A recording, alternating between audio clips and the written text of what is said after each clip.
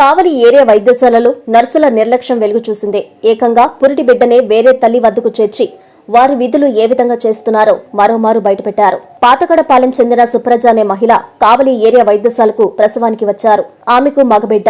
మధ్యాహ్నం 12 దాటిన బిడ్డను తీసుకురాకపోవడంతో డ్యూటీలో ఉన్న నర్సులను అడిగితే తీసుకురాకపోగా నిర్లక్ష్యంగా సమాధానమిచ్చారు. ఇదే వార్డులో ఆడబిడ్డను ప్రసవించిన తల్లి పక్కన మగ శిశువు ఉండడంతో అనుమానం వచ్చిన మగబిడ్డను ప్రసవించిన సుప్రజ కుటుంబ సభ్యులు నిలదీశారు.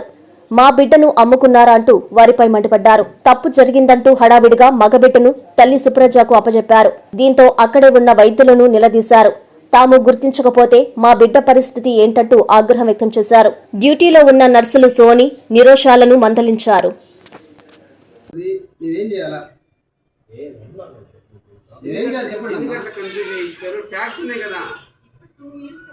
ఎన్ని నిమిషాలు? ఒక నిమిషం చాలమ్మా ఏదైనా జరగడానికి.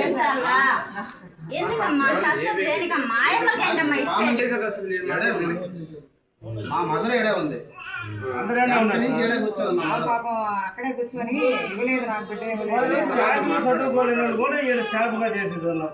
అడిగితే నాకు చదువు రాదంటున్నాం.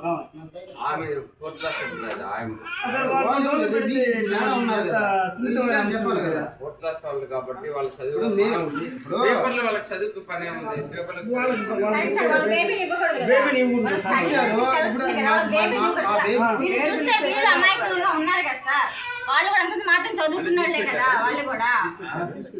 మేము అడిగిన తర్వాత అప్పుడు కూడా తీసుకురావాలి. మేము అడిగిన తర్వాత మళ్ళీ వెళ్ళి అప్పుడు తీసుకొస్తున్నారు. ఏది మా బేబీ అంటే వస్తుంది వస్తుంది గుమ్ముగానే ఉన్నారు. మేము అడిగిన తర్వాత అప్పుడే తీసుకొచ్చారు.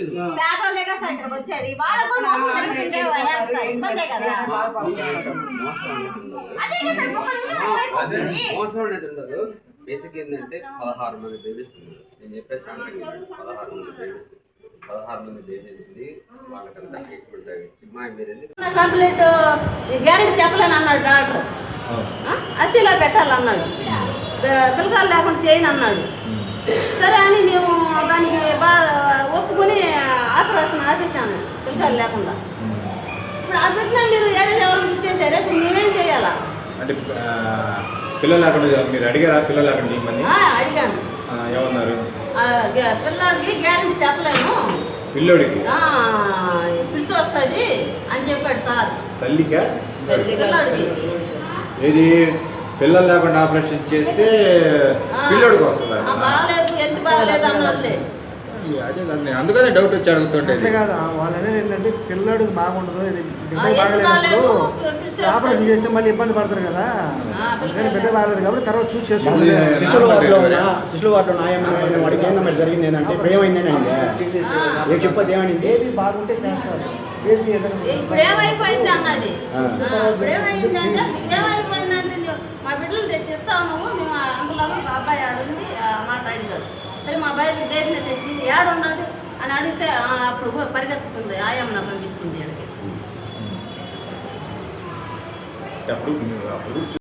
ఇప్పుడు మా బిడ్డ పోతే ఎవరి నువ్వు తెచ్చిస్తావా?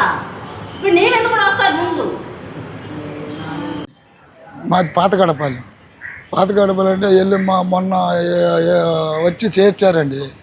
అమ్మాయి తుమ్మలపేటలో ఉండింది, మా కోడలు వాళ్ళ అమ్మ వాళ్ళ ఇంటికాడ ఉండింది. వాళ్ళు వచ్చి ఇక్కడ కూడా చేర్చారండి.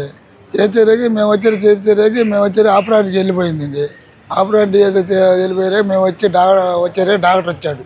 ఆపరేషన్ చేసి వచ్చి అబ్బాయి బాగలేదు, కండిషన్ బాగలేదు, పిచ్చి వస్తుంది, చిన్న ఆపరేషన్ చేయడానికి రాదు అన్నాడు. చెప్పారేకి మేము భయపడి వద్దులే ఇప్పుడు వద్దులే తర్వాత చూసి చేద్దాంలే అన్నాము సార్ అన్నాం.